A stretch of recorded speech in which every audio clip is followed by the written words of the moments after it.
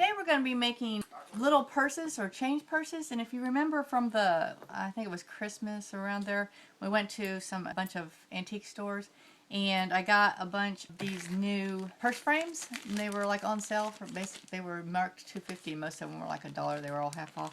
So I got all the ones that she had because they were really neat, and some of them they're like a double. They got double section, and then some of them were just the single ones.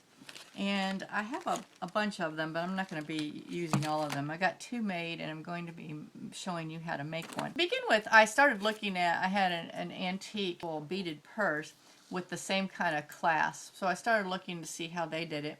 And it's, of course, this is like made for JCPenney's, and it was made in Japan, so this is pre-World War II. It's heavier.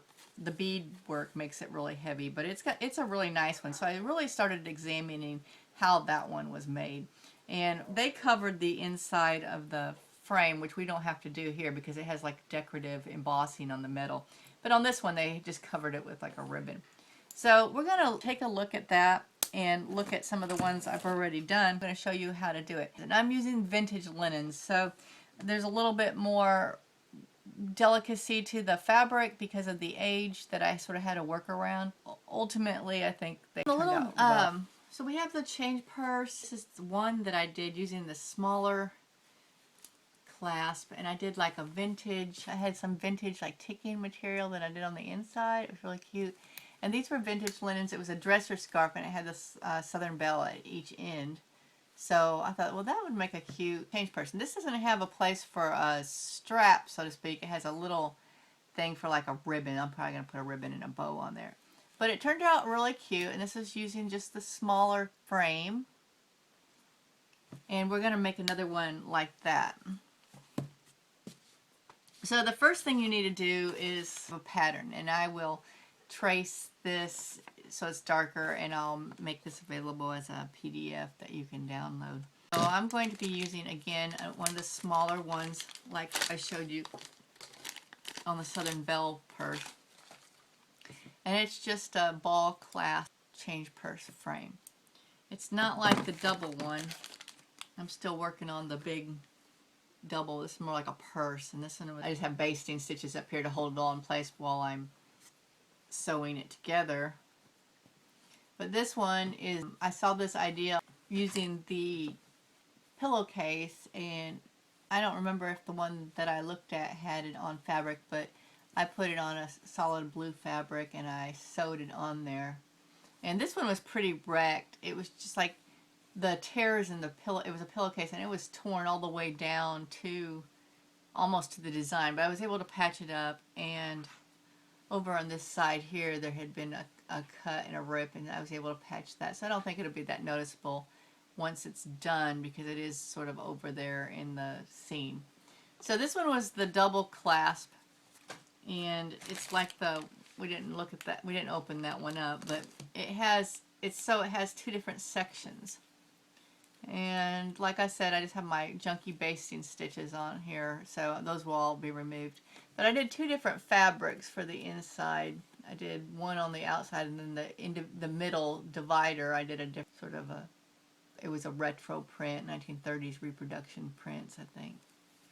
So I'm sewing that, and I'll get that. But this one has room for like a chain, which I don't have an extra of, so I'll probably use a pink ribbon. But I thought that would make a good like cosmetic case or travel case. So on this one, I went and looked through my vintage linens, and I did the Southern Belle pillowcase with the crochet lace, and then I did the Southern Belle that had been embroidered vintage linens. So I dug through my vintage linens to see what else I had that would make a unique cosmetic case, purse. I'm thinking of even making, now that I'm looking at it, an eyeglass case, but I would have to come up with another pattern, so we'll just stick with this one. On the purse one, it was much larger. What I did with the purse one, I just sort of, the small one that I made for the change purse, I just sort of made it larger to make the duo compartment bag. But on this one, I'm just going to do the regular change purse size.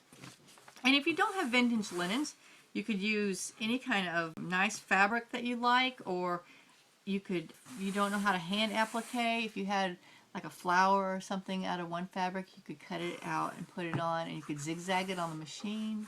You could do your own embroidery, whatever you want. But I'm utilizing these vintage linens that I have, and I had this one. It was like a tea towel, and I thought it had a neat. It's sort of like the same. It's what, like an ivory or ecru on ivory and ecru, and it's an embroidery. And this one, I don't think this was hand done. I mean, it is vintage linens, but I don't think it was hand done. It looks like it's machine done. So what you're going to need is, you need a fabric for the liner, and you need the fabric for the outside. And then I have this pale piece of yellow cotton. This also was a vintage tea towel. Or if you want to put your pattern on the fold, and that will keep you from having to sew the bottom seam. Because of the nature of this, because it was a dresser scarf and each end had the Southern Belle embroidered on it, I couldn't put it on the fold. So I had to sew those to get together. Same way with this one was a little bit more complicated, and I had to work it out putting it on, and I didn't think, at the time I didn't plan ahead to do it on the fold. I was more concerned with trying to figure out how I was going to position and attach this pillowcase. But on this one, I'm ahead of the game, and now that I've done this a couple of times, I know to cut on the fold.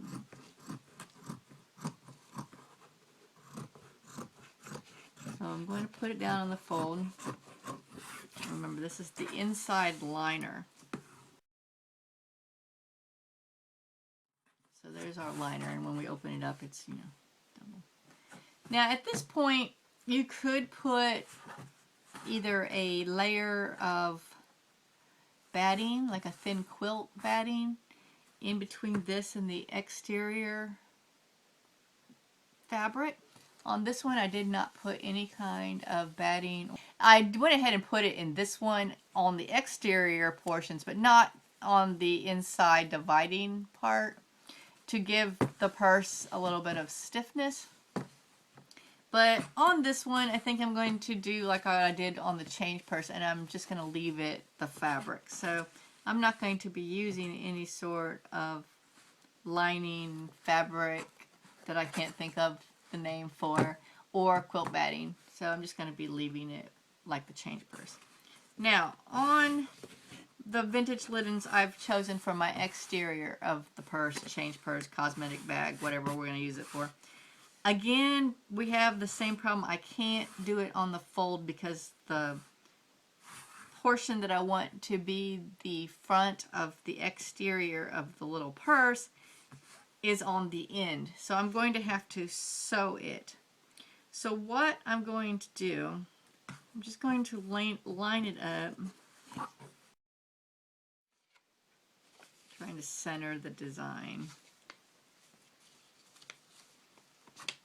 And I'm going to leave right above it so I can sew that. And if you're using vintage linens to do your change purse, you might have to work around a similar situation. Something either, you can't fold it over, you can't do it on the fold because of where you've selected maybe an piece of embroidery or whatever you've selected on your vintage linens to use. And in that case, you're going to have to do like I am, and you're going to have to make a seam. It's not that big of a deal to make a seam. You just make sure you cut a little bit of extra fabric to work with that. Alright, so that leaves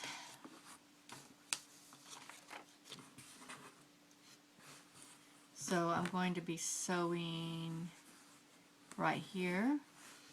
Then I will sew the bag. And you're not going to sew up here. You're just going to sew the square part. So you want to leave this part unsewn for right now. And then I will sew just these edges. And then we'll turn this inside out and we'll put it together.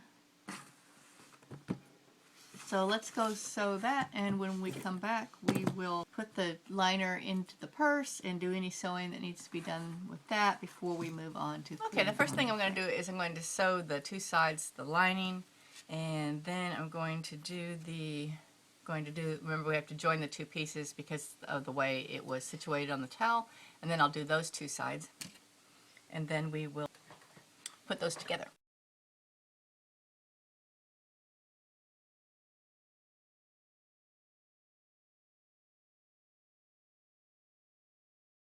Have the bag, and so I'm going to turn it inside out, or right side out, I'm sorry. I'm going to just leave this one the way it is because remember we're going to insert it down into the purse this way, and then so you'll be looking at the the right side is only inside of this purse since it's the inside lining. So I'm going to go iron those, and then we will come back and we will start attaching it with basting stitches to the purse. I have the liner sewn and the exterior part sewn, and I put the liner down inside, just slipped it down into the exterior, and I did it so you're looking at the right side of it, so the inside out part, the part where you can see the seam is tucked in there. And then I've gone around and I've pinned all the edges together. So because this fabric is delicate, it's a very thin linen and a thin lawn cotton, I'm going to sew it by hand instead of sewing it on the machine. On this one, I sewed both of them inside out. I sewed the liner to the exterior part of the purse, and then I left a hole and so I could pull it right side out and then tuck it down in there. But with this one, I think I'm just going to do it by hand because it's such a delicate fabric. So I've gone around and I've pinned all of the edges here.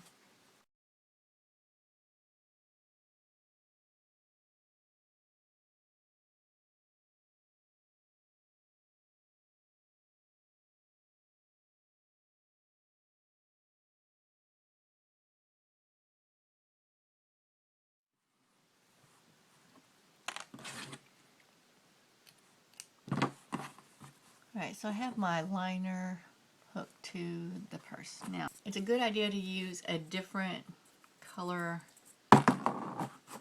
thread for your basting stitches so you can remove them later and you can tell that they were the ones that you meant to be basting stitches.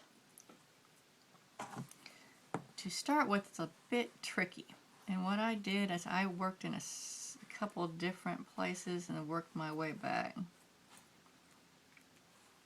So you want to center your frame with the center of the bag. Now on this one, I did regular thread and then I went back over it with this blue like wool. But on this one and on the Southern Belle one, I just used a double strand of regular thread up on it. I'm going to start the top of the purse right in the middle.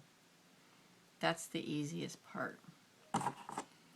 So I'm going to go ahead and do that part, and then I'm going to go around and probably do the basting stitches.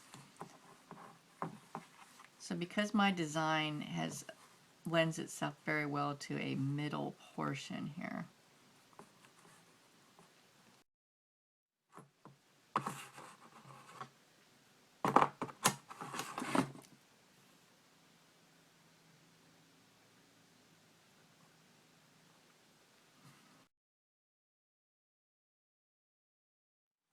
So you want to get your purse up, the exterior and the interior, since it's one piece now, up under the frame on this side and up under the frame on this side. So you can see that doing the center part is the easier part. And I also used a large needle to sort of push it up. I used both the point and the other side. Just sort of slide it up into the frame. And I sewed it to the frame with this sort of back and forth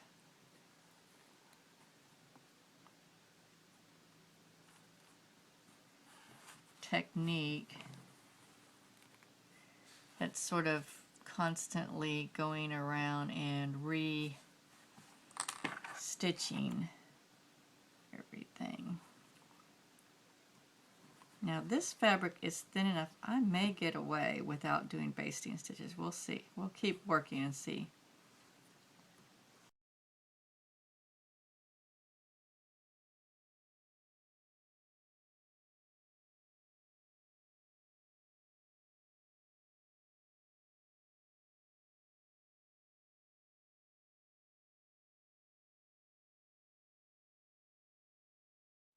All of this without the basting stitches. So the basting stitches, I might end up having to do it, but just in case I don't, you just want to stitch it, take your fabric and just stitch it around the top, and then you'll cut all of those after you're done. And it just holds that fabric up there higher in the purse there.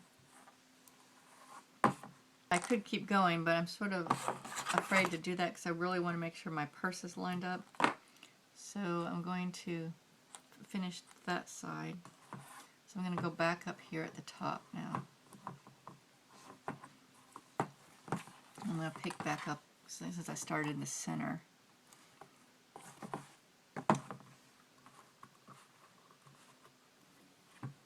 And when I'm going down sort of at a slant so I can make sure I snag all that fabric. And then when I'm doing it from the back, I'm lifting it. I'm going into the fabric and sort of lifting it, if that makes any sense.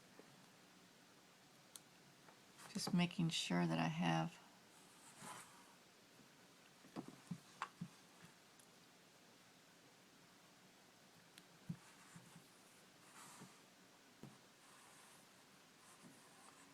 okay, well, managed to do the whole front without any basting stitches. It's not exactly centered, but it's pretty good. Alright, so now that I got that side down, what I'm going to do is I'm just going to...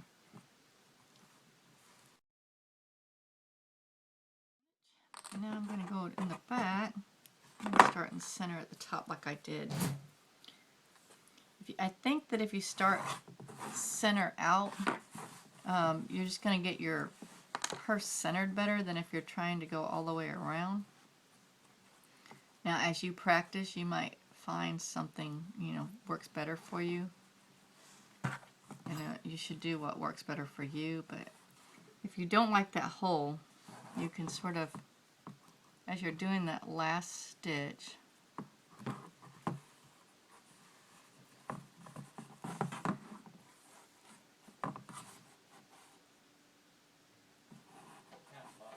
you can take your needle,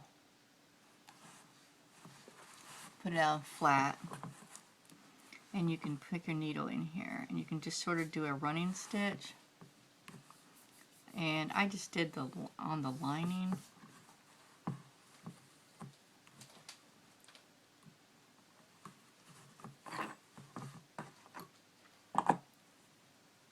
And by doing that,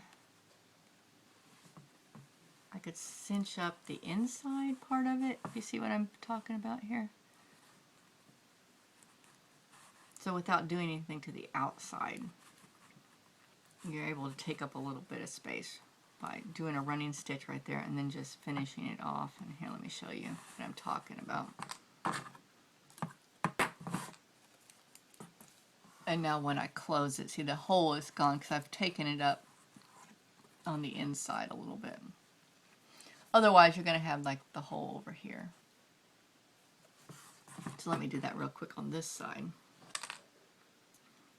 And you can do that. You don't want to sew. You just want to do it through the lining, and don't do it. You know, don't let your needle go through the outside layer. That way, it won't be. It's not visible from the outside, but it takes up that extra fabric there. So like gathering it. But I'm just doing just the inside part.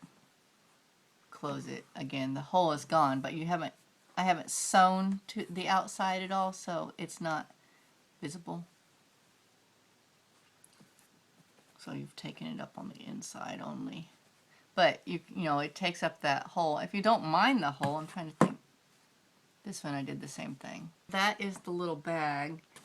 This one has a chain, and I'm sure you can probably buy these chains at Jewelry Supply or Michael's or somewhere. This one does not have a removable chain. You can find the little chains that have like the little clasp on them like you would use for a necklace. This one I just tied a ribbon. These little frames here, they don't have two, so you can't put a complete strap on it. They just have like, you could tie a ribbon on there if you wanted to, but I'm not going to. Because I'm going to use this one for like a cosmetic bag. So, sewing the frame is a little tricky, and you can see it's not exactly perfect here. This one, I did a little bit better job, but my cotton liner fabric was thicker, so I think it hid it well. If you don't like that inside, you could always glue a piece of ribbon or sew a piece of ribbon in there. It doesn't bother me. It doesn't, you can't see it, so it's, you know, it's fine for what I think. I don't think it's that big of a deal. But those are the 3 ones, and these were all using vintage linens. I do think from having done the 3 that the lighter weight fabric is much easier to get on the frame and under the frame when you're sewing. On these, I did do the basting stitches around just to hold my fabric up there while I sewed it. It's a lot trickier than it looks. It took a lot longer than I anticipated. There's just an endless amount of things you could do to make your own bag, and it was a real fun project to use these vintage linens, and a little bit more complicated project to use the vintage linens. But if you're looking at making your own purse, it was a unique craft to do, and I hope you enjoyed watching it. I will try to make this video as short as I can by fast forwarding through all this. There's just a lot of little sewing and stuff, but for the, you know, the basic concept isn't that hard. It's just frustrating getting it through those holes. So this has been Angie with the Vintage Linen and Change Purses, and I hope you enjoyed this project, and I'll see you next time. Bye!